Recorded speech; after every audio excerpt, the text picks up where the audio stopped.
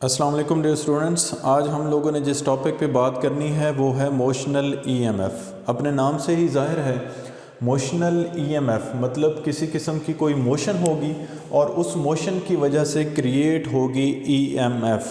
तो ये किस किस्म की मोशन है और ईएमएफ क्यों क्रिएट होगी, हम इस बात को डिस्कस करते हैं। तो इसकी जो स्टेटमेंट है मोशनल ईएमएफ की वो मैंने यहाँ पर लिख दी है। The EMF induced due to motion of conductor in magnetic field is called motional EMF. मतलब ये है कि अगर हमारे पास कोई कंडक्टर मूव करे किसी भी मैग्नेटिक फील्ड में तो हमारे पास फिर जो ईएमएफ इंड्यूस्ड होती है उस कंडक्टर के अंदर, इसको बोलते हैं मोशनल ईएमएफ। ठीक है, और इस मोशनल ईएमएफ का जो फार्मूला होता है वो होता है EMF equal to minus V B L sine of theta. ये फार्मूला कैसे आता है इसको हम लोग अभी डिस्कस करेंगे। मतलब ये कि हमारे पास जो फाइनल रिजल्ट है मोशनल ईएमएफ का वो ये है E is equal to minus V B L sine of theta. तो इसको एक्सप्लेनेशन में हम लोग देखेंगे। लेट से मेरे पास दो रेल्स हैं, ठीक है, कंडक्टिंग रेल्स हैं दोनों, और इन दो रेल्स के दरमियान का जो डिस्टेंस है वो है कैपिटल एल। ठीक है, यहाँ पर मेरे पास जो है वो मैग्नेटिक फील्ड भी एग्जिस्ट कर रही है और ये मैग्नेटिक फील्ड क्योंकि यहाँ पर क्रॉस का निशान लगा हुआ है तो इट मीन्स कि ये magnetic field into the plane है। ठीक है, इन टू द पेज है, तो ये इनवर्ड जो है मैग्नेटिक फील्ड इनसाइड जा रही है। अगर इन दो कंडक्टिंग रेल्स के ऊपर मैं कोई कंडक्टर रखता हूँ और फिर उस कंडक्टर को इस तरफ मूव करवाता हूँ, ठीक है, तो कंडक्टर क्योंकि मेटल का बना होता है तो डेफिनेटली मेटल के अंदर चार्जेस होते हैं, ठीक है, पॉजिटिव चार्जेस और नेगेटिव चार्जेस। तो इन पॉजिटिव और नेगेटिव चार्जेस पर एक मैग्नेटिक फोर्स लगेगी। वो मैग्नेटिक फोर्स किस वजह से लगती है? वो मैग्नेटिक फोर्स लगती है इस मैग्नेटिक फील्ड की वजह से। जो पॉजिटिव चार्जेस होंगे उन पर मैग्नेटिक फोर्स लगेगी अपवर्ड डायरेक्शन में, ठीक है, आप उसको राइट हैंड रूल से भी देख सकते हैं। तो ये मैग्नेटिक फोर्स की वजह से जो पॉजिटिव चार्जेस हैं वो अपवर्ड चले जाएंगे, यानी कि इस कंडक्टर की अपर सरफेस पर चले जाएंगे। तो मैं यहाँ पर बना लेता हूँ, ये पॉजिटिव चार्जेस यहाँ पर इधर आ जाएंगे, ठीक है, इस कंडक्टर की अपर सरफेस पर आ जाएंगे, और जो नेगेटिव चार्जेस होंगे उन पर भी मैग्नेटिक फोर्स लगेगी और वो डाउनवर्ड सरफेस पर चले जाएंगे। इस बात को आपने पिछले लेक्चर में डिटेल से देखा था कि पॉजिटिव चार्जेस पर किस तरह से मैग्नेटिक फोर्स लगती है और नेगेटिव चार्जेस पर किस तरह से फोर्स लगती है। तो ये पॉजिटिव चार्जेस पर अपवर्ड फोर्स लगती है और नेगेटिव चार्जेस पर डाउनवर्ड मैग्नेटिक फोर्स लगती है। तो ये नेगेटिव चार्जेस लोअर सरफेस पर आ जाते हैं, ठीक है। तो अब अगर इस कंडक्टर को आप गौर से देखें तो यहाँ पर पॉजिटिव पोटेंशियल क्रिएट हो चुका है और लोअर सरफेस पर नेगेटिव पोटेंशियल क्रिएट हो चुका है। इट मीन्स कि ये कंडक्टर अब ईएमएफ की तरह से बिहेव कर रहा है, यानी कि ये एक चलता फिरता सेल बन चुका है, ठीक है। तो इस देखें ये कंडक्टर ने मूव किया इन मैग्नेटिक फील्ड, तो जैसे ही इस कंडक्टर ने मैग्नेटिक फील्ड के अंदर मूव किया तो इस कंडक्टर के अंदर जो है वो क्रिएट हो गई ईएमएफ, यानी कि इंड्यूस हो गई ईएमएफ। तो इसी ईएमएफ को हम लोग बोलते हैं मोशनल ईएमएफ, ठीक है। यहाँ पर नेगेटिव पोटेंशियल है और इधर जो है वो पॉजिटिव पोटेंशियल है। इसको मैं लोअर पोटेंशियल कह सकता हूँ और इसको मैं हायर पोटेंशियल कह सकता हूँ। तो अगर इस पोटेंशियल डिफरेंस को मैंने लिखना हो तो इस पोटेंशियल डिफरेंस को मैं लिखूंगा del V which is equal to higher potential minus lower potential mean V B minus V A, ठीक है। और इन चार्जेस पर जो फोर्स लगी थी वो क्योंकि मैग्नेटिक फोर्स है तो उस मैग्नेटिक फोर्स को अगर हमने लिखना हो तो उसको लिख सकते हैं F B is equal to Q V B sine of theta. ये आपने पिछले चैप्टर में इसको डिटेल से देखा था कि मैग्नेटिक फोर्स का जो मूविंग चार्जेस पर लगती है उसका फार्मूला होता है F B is equal to Q V B sine of theta.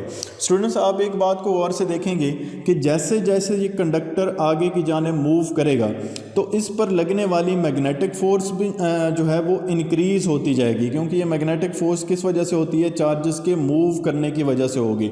एक बात अगर आप यहाँ पर नोट करें, क्योंकि यहाँ पर क्रिएट हो चुका है पॉजिटिव पोटेंशियल और इधर क्रिएट हो चुका है नेगेटिव पोटेंशियल, तो यहाँ पर आप लोग देखेंगे कि इलेक्ट्रिक फील्ड भी क्रिएट क्रिएट हो जाएगी और इलेक्ट्रिक फील्ड की हमेशा डायरेक्शन होती है पॉजिटिव टर्मिनल से नेगेटिव टर्मिनल की तरफ। तो यहाँ पर डाउनवर्ड डायरेक्शन में होगी इलेक्ट्रिक फील्ड। तो यहाँ पर मैंने बनाई हुई है जो मैग्नेटिक फोर्स की डायरेक्शन है वो अपवर्ड होगी और इस यहाँ पर जो इलेक्ट्रिक फील्ड एग्जिस्ट कर रही है यानी कि पॉजिटिव प्लेट से नेगेटिव प्लेट की तरफ, या आप कह सकते हैं पॉजिटिव टर्मिनल से नेगेटिव टर्मिनल की तरफ, तो यहाँ पर इस इलेक्ट्रिक फील्ड की वजह से जो इलेक्ट्रिक फोर्स होगी यानी कि FE होगी वो डाउनवर्ड होगी।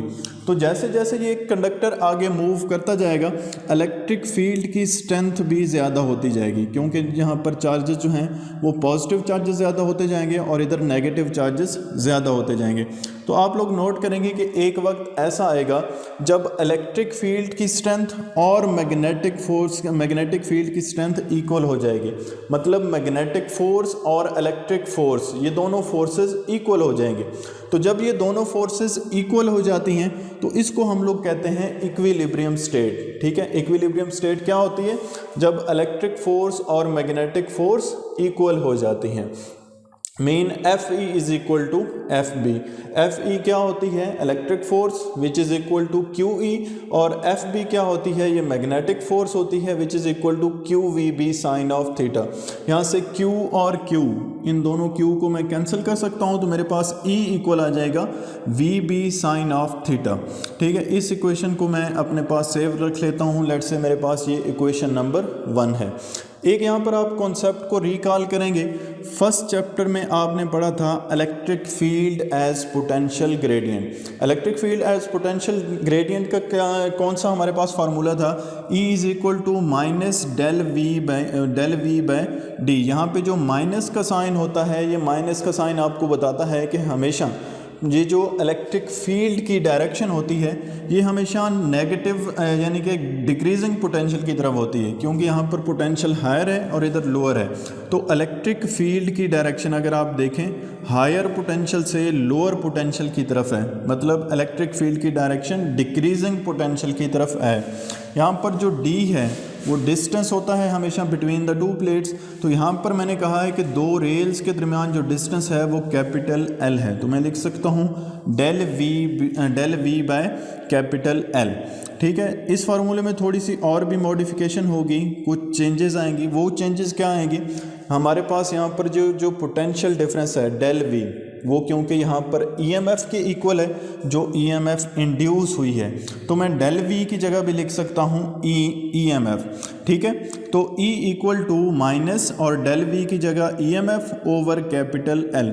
तो लेट्स से ये मेरे पास इक्वेशन नंबर 2 है। इन दोनों इक्वेशंस को मैं कंपेयर कर सकता हूँ। मेरे पास इक्वेशन नंबर 1 थी E is equal to VB sine theta जो कि इलेक्ट्रिक फील्ड के इक्वल है, और मेरे पास दूसरी इक्वेशन है E is equal to minus E over L। दोनों इक्वेशंस E के इक्वल हैं, तो जब मैं इनको कंपेयर करूंगा तो VB इक्वल आ जाएगा minus EMF over capital L।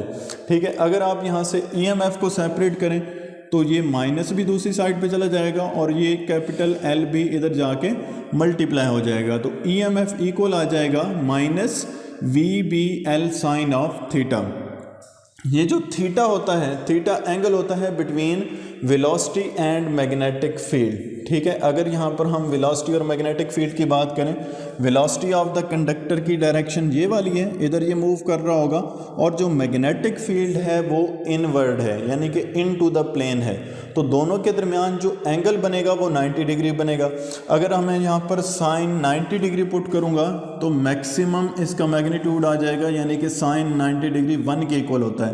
तो EMF equal to minus VBL भी लिख सकता हूँ मैं। इसके बाद एंड पे हमने क्या चीज़ डिस्कस करनी है? एंड पे हमारे पास है फैक्टर्स इंक्रीजिंग EMF, यानी कि वो फैक्टर्स जो इस इंड्यूस्ड EMF की वैल्यू को इंक्रीज कर सकते हैं। वो कौन से फैक्टर्स हैं? 2 फैक्टर्स हैं। सबसे पहले है increasing speed of the rod. अगर ये जो रॉड इन रेल्स के ऊपर इस तरह से मूव कर रहा है, इनकी अगर मैं स्पीड इंक्रीज कर दूं इस रॉड की, तो ईएमएफ जो यहाँ पर इंड्यूस होनी है, यानी कि यहाँ पर जो पॉजिटिव चार्जेस जाने हैं और यहाँ पर जो नेगेटिव चार्जेस जाने हैं, इनकी तादाद ज़्यादा हो जाएगी, यानी कि ईएमएफ इंक्रीज़ हो जाएगी। ऐसा क्यों होगा?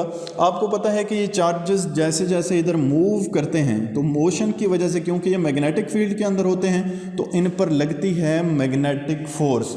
ठीक है, तो अगर ये ज़्यादा स्पीड के साथ मूव करेंगे तो इन पर ज़्यादा फोर्स लगेगी, और अगर ये स्पीड कम होती है तो मैग्नेटिक फोर्स की वैल्यू भी कम होती है। यानी कि मैग्नेटिक फोर्स वेलोसिटी डिपेंडेंट होती है, स्पीड पर डिपेंड करती है। तो अगर इसकी स्पीड ज़्यादा होगी तो यहाँ पर ज़्यादा चार्जेस इंड्यूस होंगे, और अगर स्पीड कम होगी तो यहाँ पर चार्जेस की तादाद भी कम होगी। तो इट मीन्स कि अगर ज़्यादा स्पीड होगी तो फिर ईएमएफ भी इंक्रीज़ हो जाएगी। इसके बाद नेक्स्ट है हमारे पास यूजिंग स्ट्रॉन्गर मैग्नेटिक फील्ड। अगर मैग्नेटिक फील्ड की मैं जो मैग्नीट्यूड है मैग्नेटिक फील्ड का, उसको अगर मैं इंक्रीज़ कर दूंगा तो डेफिनेटली अगेन मैग्नेटिक फोर्स ज़्यादा लगेगी इन चार्जेस पर, और अगर इन चार्जेस पर मैग्नेटिक फोर्स ज़्यादा लगेगी तो यहाँ पर ज़्यादा चार्जेस इंड्यूस होंगे। ठीक है, तो ये दो ऐसे फैक्टर्स हैं जिनकी वजह से ईएमएफ की वैल्यू इंक्रीज़ हो सकती है। एंड पे आपकी बुक में कुछ नोट लिखा हुआ है, और ये नोट क्या है? When V equal to 0 EMF equal to 0। यहाँ पर आप जो ईएमएफ का यहाँ पर मेरे पास फार्मूला लिखा हुआ है, अगर इसमें देखें V की वैल्यू मैं 0 पुट कर देता हूँ तो ये सारा रिजल्ट ही 0 हो जाएगा। मीन अगर V 0 होगी तो फिर ईएमएफ भी 0 होगी। इस बात को अगर आप यहाँ से अंडरस्टैंड करें, अगर ये कंडक्टर 0 वेलोसिटी के साथ यहाँ पर पड़ा हो, यानी कि ये मूव ही ना कर रहा हो, तो ये जब ये कंडक्टर मूव नहीं करेगा तो इस पर मैग्नेटिक फोर्स भी नहीं लगेगी, मैग्नेटिक फोर्स की वैल्यू 0 होगी। तो मैग्नेटिक फोर्स जब नहीं लगेगी तो ये चार्जेस भी इस कंडक्टर के इन कॉर्नर्स पर इंड्यूस नहीं होंगे, और कॉर्नर्स पर जब ये चार्जेस नहीं जाएंगे तो फिर ईएमएफ भी 0 हो जाएगी डेफिनेटली। इसके बाद लिखा हुआ है equilibrium disturb if current is induce. ये जो मैंने कहा था कि यहाँ पर इक्विलिब्रियम स्टेट जो है वो बन जाती है जब इलेक्ट्रिक फोर्स और मैग्नेटिक फोर्स इक्वल हो जाते हैं। अगर आप इस इक्विलिब्रियम स्टेट को डिस्टर्ब करना चाहते हैं तो आपको इस कंडक्टर के साथ कनेक्ट करनी पड़ेंगी दो वायर्स। ठीक है, और दरमियान में लगा दें आप गैल्वानोमीटर, इस करंट को या यहाँ पर जो चार्जेस फ्लो करेंगे उनकी मूवमेंट को नोट करने के लिए कि उनकी मोशन की वजह से कितना करंट जो है वो क्रिएट हो रहा है। तो इस वजह से क्या होगा, पहले जो मैग्नेटिक फोर्स और इलेक्ट्रिक फोर्स इक्वल हैं, अब उनका मैग्नीट्यूड सेम नहीं रहेगा। क्यों नहीं रहेगा? क्योंकि मैग्नेटिक फोर्स तो उतनी ही होनी है, लेकिन इलेक्ट्रिक फोर्स जो इन चार्जेस की वजह से है वो अब उसका मैग्नीट्यूड कम हो जाएगा, क्योंकि ये चार्जेस यहाँ से ऐसे फ्लो करना शुरू कर देंगे, और जब ये एंटी क्लॉकवाइज चार्जेस फ्लो करेंगे तो यहाँ पर ये चार्जेस कम होना शुरू हो जाएंगे, और जब चार्जेस कम होंगे तो इलेक्ट्रिक फोर्स का मैग्नीट्यूड कम होता जाएगा, और जब इलेक्ट्रिक फोर्स का मैग्नीट्यूड कम होता जाएगा तो फिर जाहिर सी बात है जो इक्विलिब्रियम स्टेट थी ये भी डिस्टर्ब हो जाएगी। तो स्टूडेंट्स, ये था हमारा आज का लेक्चर जिसमें हमने मोशनल ईएमएफ को डिटेल से डिस्कस किया। आई होप आपको सारी बातों की अच्छी तरह से समझ आ गई होगी। अब आपसे मुलाकात होगी इंशाल्लाह नेक्स्ट लेक्चर में, तब तक के लिए अल्लाह हाफिज़।